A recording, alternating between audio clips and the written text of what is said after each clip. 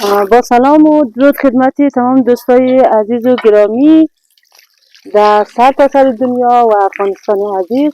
انشالله که همه‌شون خوب و خوشحال و با حال باشین و در این فصل سرما از تیما و زکام خوب باشین و به کنار خانواده هایتون در کارون گرم خانواده به خوشی و خوشحالی و سر ببرید.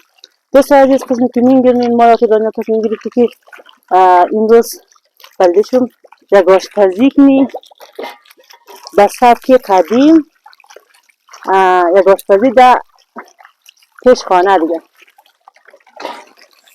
بلدشم حد بین کسی خیلی پختنی کادو پختنی بلدشم. این کادو رو به نام کادوی الوایی یا کادوی کادو میشناسیم دوست عزیز. ولی شما در کامنت ها بگین که شما در منطقه کادو رو به نام چی یاد می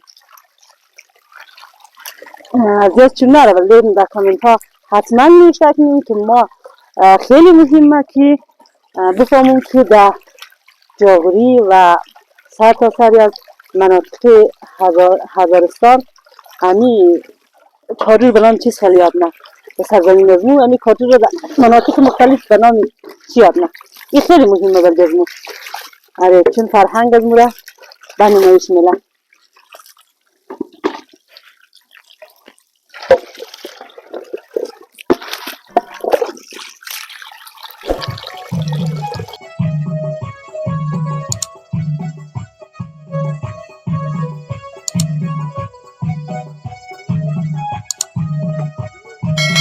خود استازی قسمی که میگرنیم مو بانجان خوش در خانه داشتیم.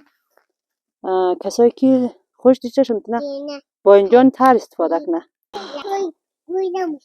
خود استازی قسمی که میگرنیم بانجان ها را مایاتی دانیال ریزه ریزک دی. یعنی بلی بانجان به اندازه کافی آش کنی.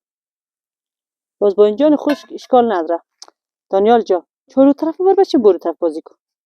باز بانجان خوش اشکال نداره، اگر آش زیادم شد از او پاس میتونه بله کادو آدم شیو کنه. زمانی که بله کادو شیو کنه آزور کادو جذب نه، چون کادو یک مقدار آوی کم ضرورت داره.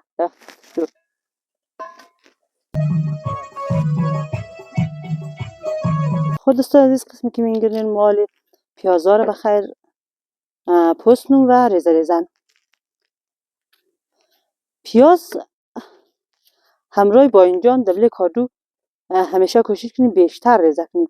البته از سلیقه خود ما خودم خیلی خوش دارم که پیاز کادو همراه بانجان شه یک کم بیشتر باشد نسبت به دیگه، مثلا نسبت به قرمه کچالو، نسبت به ماکرونی یا نسبت به برنج یا بعضی چیزای دیگه که آدم مثلا قد پیاز پختنه در کادو بیشتر باشد پیازش به نظر از من.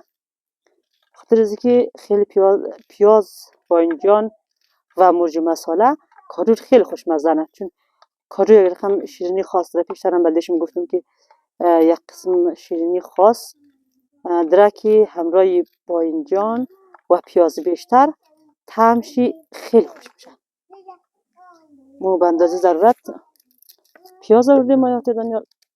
پیاز از مو قسمی که میگیریم در ویدیو مشاهدنی تقریبا 3 دانه پیاز کلان باشه کفایت نه، از مو خورد و کلان ندید. خود دوستای عزیز زنالی ما میخوایم سیر را همراه کادو پست کنیم و در سلیقه خودم البته در سبک هزارگی بهتره که سیر را دبله چیز دبله بانجان ریزه ریزه کنم، دبله بانجان خشک. به خاطر از اینکه زمانی که پیاز در حال سرخ شدن باشد، در حال پخته شدن باشه، او غیتا سیر و بانجان اگر یک جای شکنی خیلی قشنگ طعم پیاز را تغییر میده. یعنی طعم پیاز و سیر و بانجان با هم میکس میشه، یک جای میشه.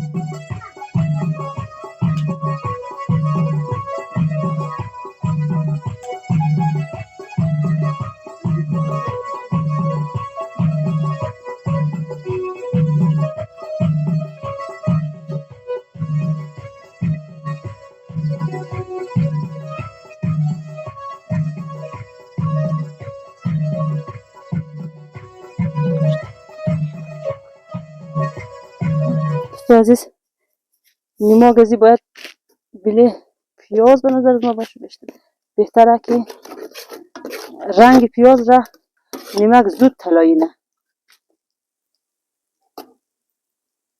پیاز باید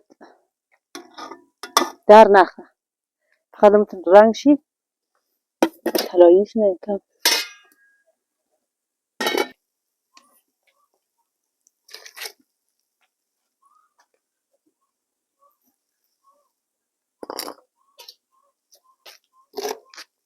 خود دوستان عزیز فعلا باینجان را در بله پیاز شویدم. پیاز من که خوب مت رنگ خوره گلابی ده یا کم مایل به طلایی که مت قابو پخته آبی بهش باینجان شویدم تا باینجان قد پیاز خوب سرخ شونه.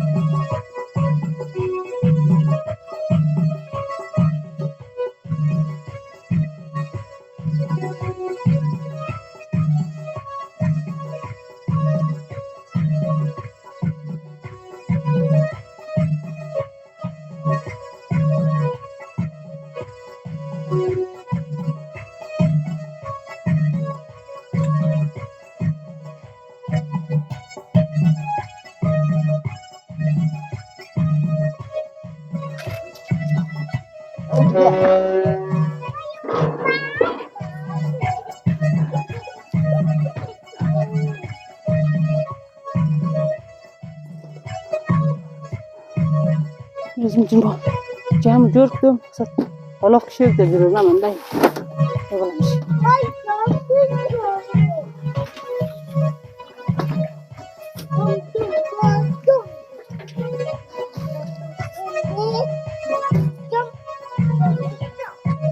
بسر بیوید بعد معلوم میشه فیلم خراب میشه.